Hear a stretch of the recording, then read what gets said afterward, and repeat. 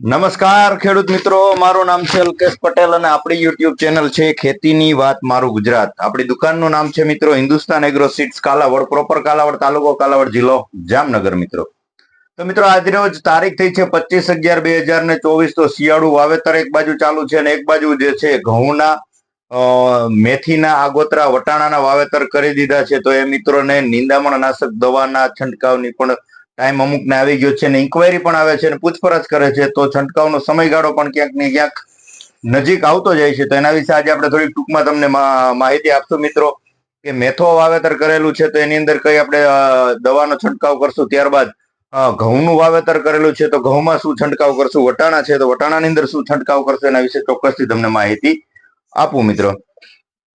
તો આપણે ગયા વિડીયોમાં પણ માહિતી આપી હતી કે આપણે મેથાનું વાવેતર કરેલું છે તો તમે ટોર્નાડો વાપરી શકો છો. એક પંપે 20 ml નો ડોઝ છે.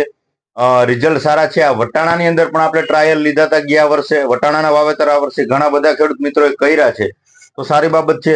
તો એની અંદર પણ તમે છંટકાવ કરી શકો છો. કંપનીની ભલામણ નથી પણ આપણે ટ્રાયલ લીધેલા છે, રિઝલ્ટ મળ્યા છે. તો 20 ml પંપે નાખી અને જે છે મેથો અને વટાણા બે પાકની અંદર તમે ટોર્નાડો વાપરી શકો છો.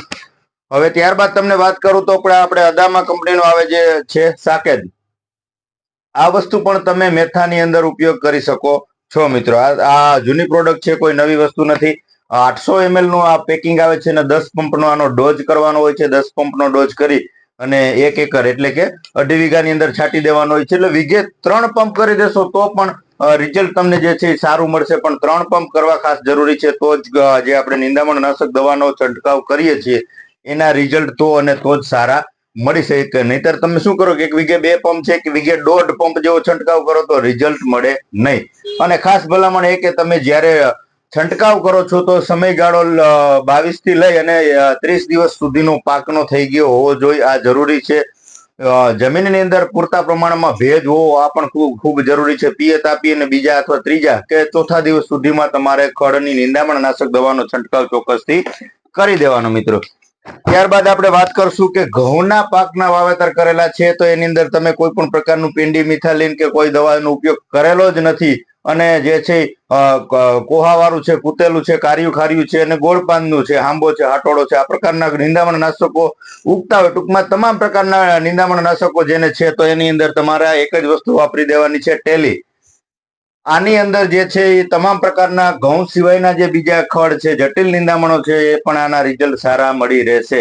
અને આ એક જ વસ્તુ વાપરવાની. આમાં શું થાય છે તમે ખાલી ગોળ પાનની દવાનો છંટકાવ કરશો તો માત્ર એમાં અમુક કૂટેલું છે કે કાર્યું ખાર્યું છે કે આવા પ્રકારના અમુક નિંદામણો રહી ગયા હોય જે અથવા પેન્ડી મિથાલિન આપી હોય છતાં પણ કંટ્રોલ ન થયા હોય ને ઉગાવો લીધો હોય તો એ તમારે કૂટેલું છે કે આવા પ્રકારના નિંદામણો જે છે એ પાકની અંદર રહી જતા હોય છે, બળે નહીં. તો તમે ઘઉંમાં ઉપયોગ કરો છો તો આ એક વસ્તુનો ઉપયોગ કરી દેવાનો. એટલે જે છે ઘઉં સિવાયના જે છે તમામ નિંદામણો એક જ દવાથી દૂર થઈ જાય. એનું કોસ્ટિંગ પણ નીચું છે, ભાવ પણ બહુ કઈ એટલા નથી. પંપનો ખર્ચ આમ ગણીએ તો 50 રૂપિયા આસપાસનો એક પંપનો ખર્ચ છે. તો 50 રૂપિયાની અંદર જે છે તમામ પ્રકારનું નિંદામણ નાશક તરીકે ઉપયોગ લઈ શકાય છે. તો આ પણ તમે ચોક્કસથી ઘઉંના પાકની અંદર વાપરી શકો છો. આ બીજે ક્યાંય ચાલે નહીં, માત્ર ઘઉંમાં ઉપયોગ કરવાનો છે. ટેલી આવે છે, ક્રોપ કેમિકલનું આવે છે, ક્રોપ કેર કેમિકલનું આવે છે. તો ઘણી બધી કંપનીઓ બનાવતી જ હોય છે. આ તો આપણે આના રિઝલ્ટ લીધેલા છે, સારા રિઝલ્ટ મળ્યા છે એટલે આપણે તમને ભલામણ કરીએ છીએ. નજીકના સેન્ટરમાં મળી રહેતું હોય છે તો ત્યાંથી મેળવી લેવો. ના મળે તો ચોક્કસથી ફોન કરશો તો કુરિયર દ્વારા પણ આપણે પહોંચાડી આપીએ. કોઈ પણ પ્રોડક્ટ જે છે કુરિયરથી પણ આપણે ખેડૂત સુધી પહોંચાડીએ છીએ મિત્રો. બસ તો રજા આપશો મિત્રો. વાત હતી આપણે વટાણા, મેથો અને ઘઉંના નિંદામણ નાશકોની. હવે આવતા વિડીયોમાં તુવેરના પાકની અંદર જે છે અત્યારે ઈયળનો એટેક આવી ગયો છે, ફૂગનાશક શું વાપરવું, મિક્સ માઇક્રોન્યુટ્રન ખાતરનો શું ડોઝ આપવો, જમીનની અંદરમાં શું ખાતર આપવું, એના વિશે નેક્સ્ટ આવતીકાલે આપણે વિડીયોમાં ચોક્કસથી માહિતી આપશું મિત્રો. ત્યાં સુધી રજા આપશો. જય જવાન, જય કિસાન.